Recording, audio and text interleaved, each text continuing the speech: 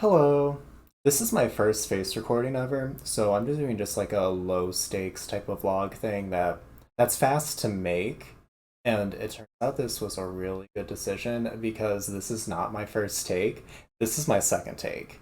Um, the first one I had unwittingly a noise gate, and when I talked, it sometimes cut me off. It was tragic, but I mean, it just means I was smart just to do like a little learning experience type vlog.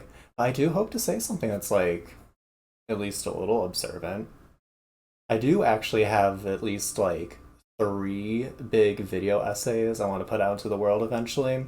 One on XCX World, the scrapped Charlie XCX album, one on Rocky Horror Picture Show, and another on Hereditary.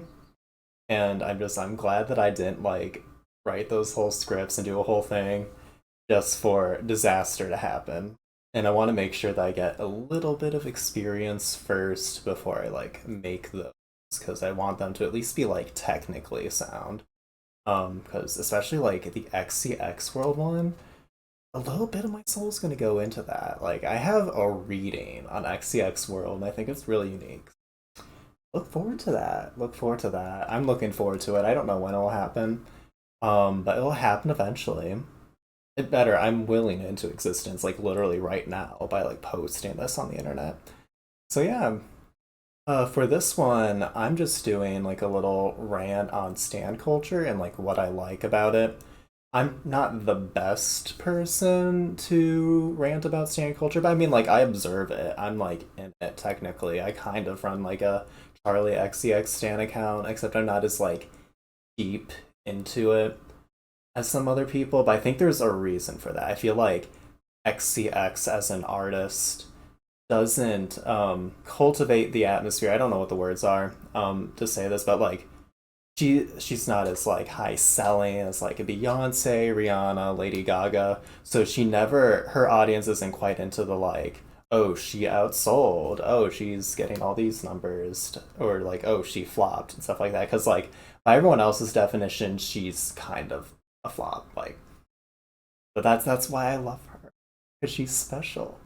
But I still get joy when I see stan people just like go at it on Twitter. So I just want to explain why. Like I think a lot of other people think it's annoying, but I think it's hilarious and something like kind of cool. It's kind of cool. It's kind of clever. But yeah, I'll just start explaining.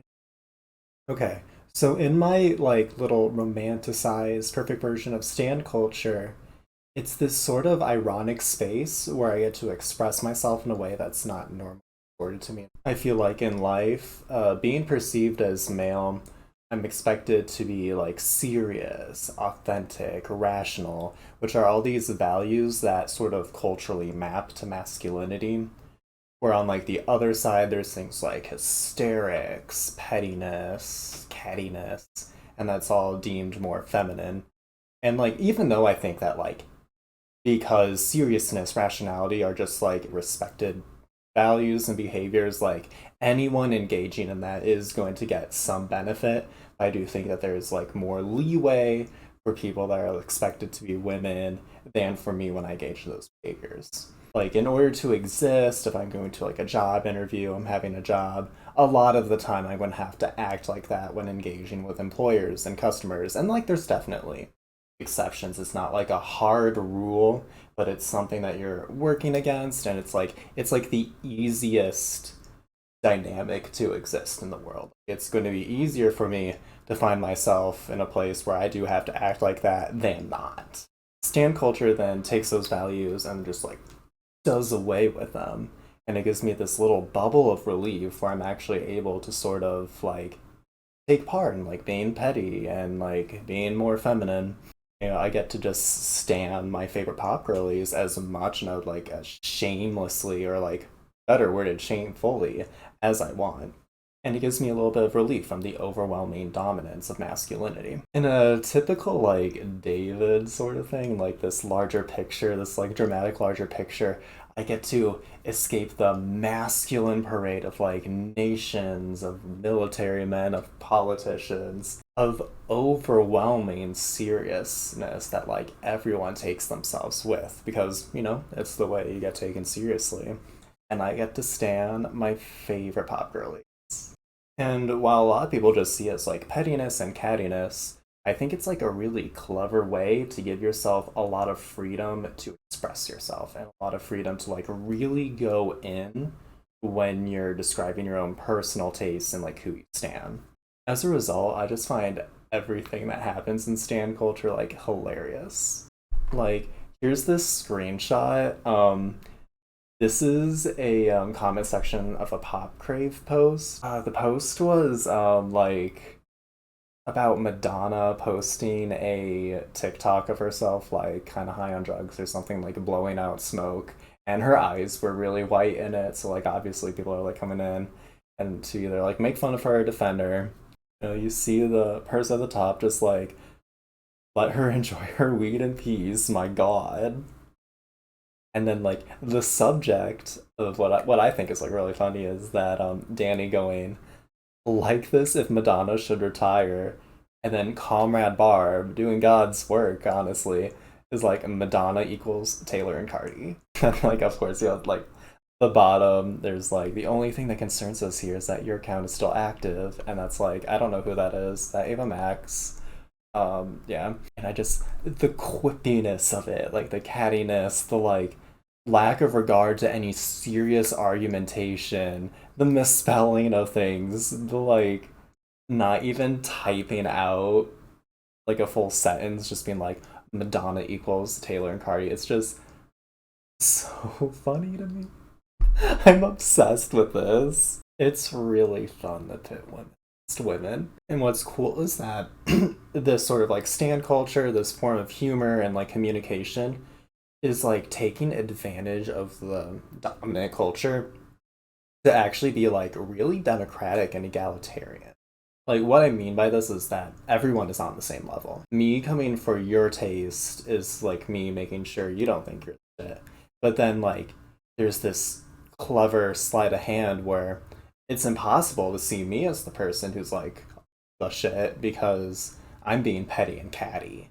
The effeminate, melodramatic manner of talking and like going at people and standing prevents you from like taking too high of a pedestal and like the hierarchy of respectability, I guess.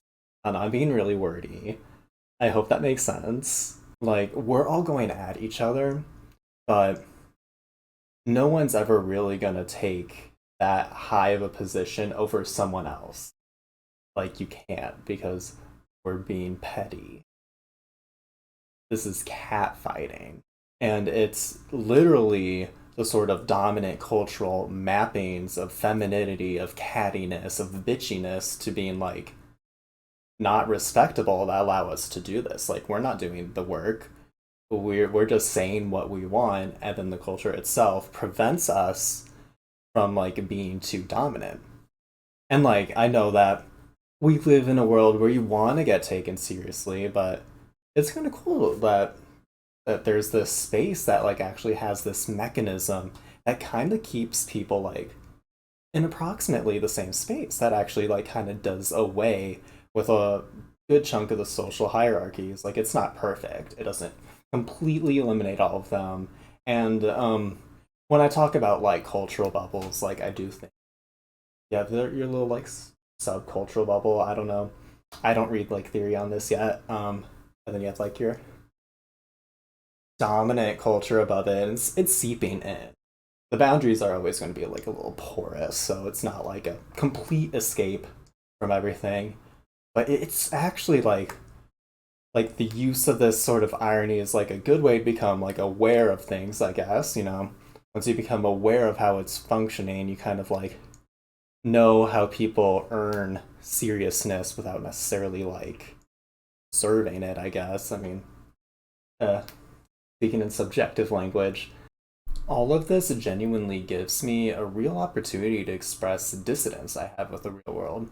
Like I was talking about before, I don't necessarily completely vibe with like what gets you respected, like just like masculinity in general. And it's that kind of masculinity that's dominant today.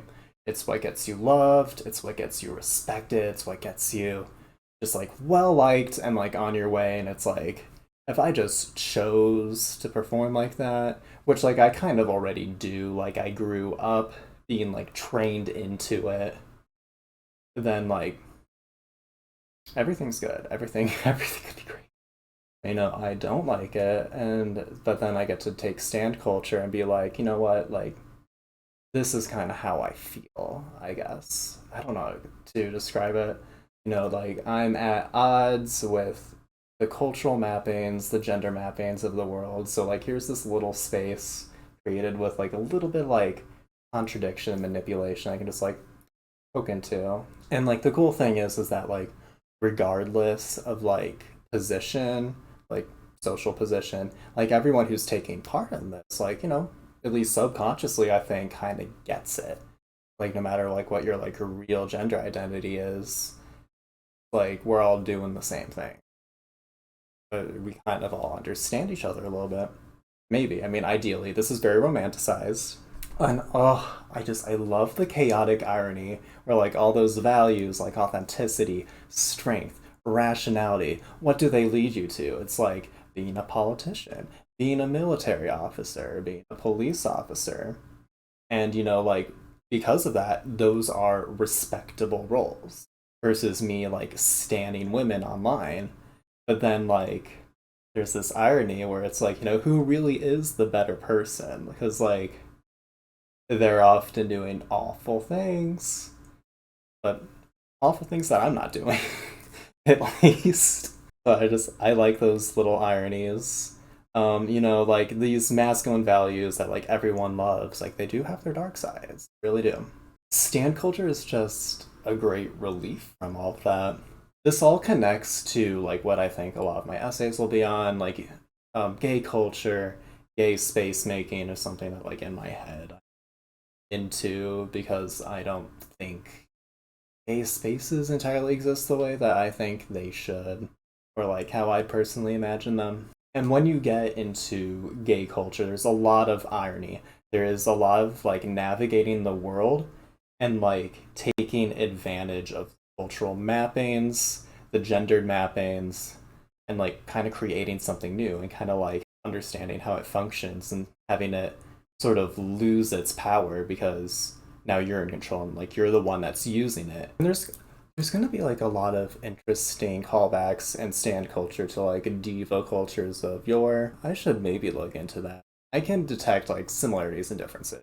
Like similarity is obviously like the pop stars and the new diva, but like one difference is that like there's more of a girl bossy type of vibe now, where like in the past I feel like people like Judy Garland, Joan Crawford, I know those two in particular were kind of tragic. I don't know the specifics. I know Joan Crawford was kind of like awful too. It's like there's like a lot going on that you don't necessarily see now. I think that like Joan Crawford, I don't know if she'd get away with it today. Like, I mean, Azalea Banks exists, and like, she gets away with it.